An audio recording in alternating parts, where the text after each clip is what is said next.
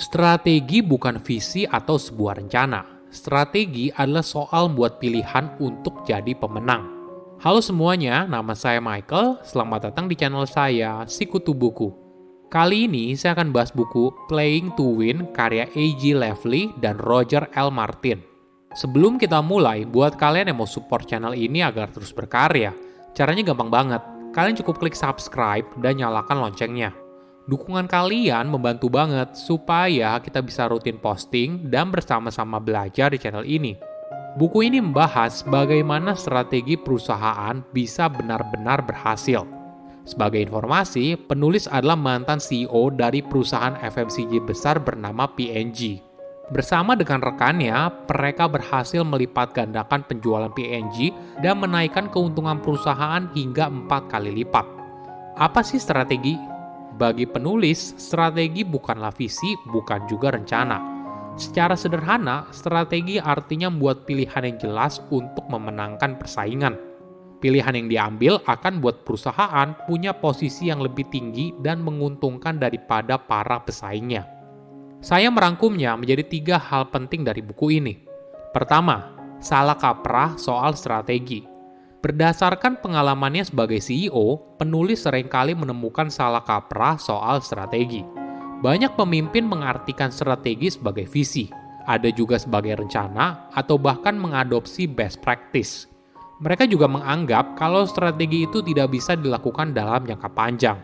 Ini merupakan pendekatan soal strategi yang tidak efektif. Ditambah lagi, banyak pemimpin tidak berani mengambil keputusan dan investasi yang besar. Lama-kelamaan, mereka akhirnya kalah dalam pertarungan. Bagi penulis, strategi adalah soal membuat sebuah pilihan atau seperangkat pilihan yang berkaitan sehingga perusahaan punya keunggulan dibandingkan para pesaingnya. Menghasilkan sebuah strategi yang efektif memang tidak mudah. Seorang pemimpin harus punya pemikiran yang jelas, kreatif, dan berani mengambil pilihan yang sulit. Sayangnya di banyak perusahaan, mereka tidak mendorong para pemimpin untuk berpikir soal strategi dengan lebih serius. Mereka seringkali sibuk melakukan pekerjaan operasional. Ada informasi yang menarik. Jika kamu pengusaha ataupun sebagai karyawan dari sebuah perusahaan, mungkin saja ada orang bertanya, bisnis kamu apa? Atau perusahaan kamu bergerak di bidang apa? Biasanya mereka akan bercerita produk apa yang mereka jual atau menjelaskan secara lebih detail soal jasa yang mereka tawarkan. Misalnya produsen telepon seluler yang bilang kalau bisnis mereka yang produksi telepon seluler. Namun kamu akan jarang sekali menemukan orang yang bilang kalau bisnis mereka adalah untuk menghubungkan satu orang dengan yang lainnya dan memungkinkan mereka untuk berkomunikasi di mana saja, kapan saja. Mungkin hal ini terdengar aneh buat kamu, tapi jika kamu melihatnya lebih jauh, itu kan fungsi sebenarnya dari telepon seluler yang mereka jual. Kedua, ambisi untuk jadi besar.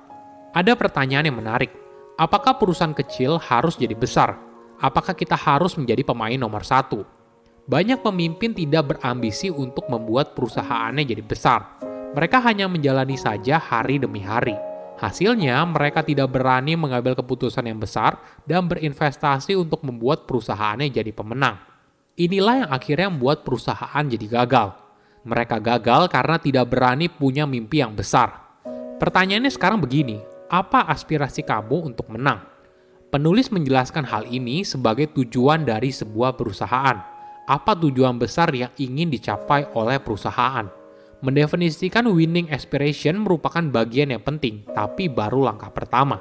Biasanya winning aspiration berisi berbagai metrik, seperti pendapatan, keuntungan, dan market share. Namun harus diingat, fokusnya jangan ke sana. Fokus pada konsumen dan bagaimana kamu bisa melayani mereka dengan lebih baik. Misalnya winning aspiration P&G bukan menjadi pemimpin pasar dan menjadi perusahaan perawatan kulit yang menguntungkan, tapi membantu wanita memiliki kulit yang lebih sehat dan tampak lebih muda atau membantu wanita merasa cantik. Ini yang seharusnya jadi pendekatan ketika membuat strategi bisnis. Fokusnya bukan pada perusahaan dan produk yang dijual, tapi fokusnya harus lebih besar, yaitu fokus pada konsumen. Tips lain dalam menyusun strategi adalah menentukan where to play.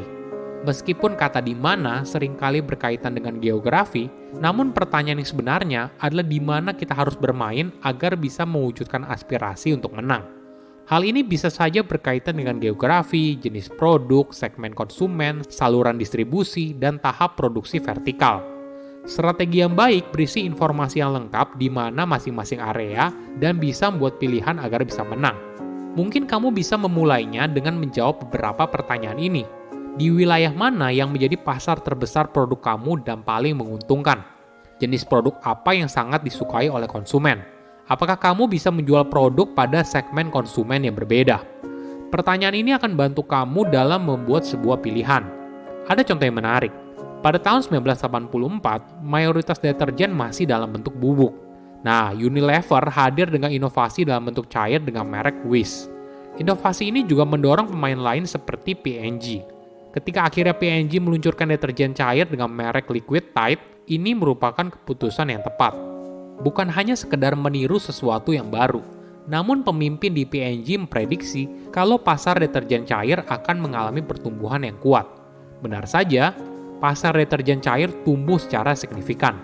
Liquid Tide berhasil mendapatkan konsumen baru untuk deterjen cair dan mereka bukanlah konsumen setia dari Unilever.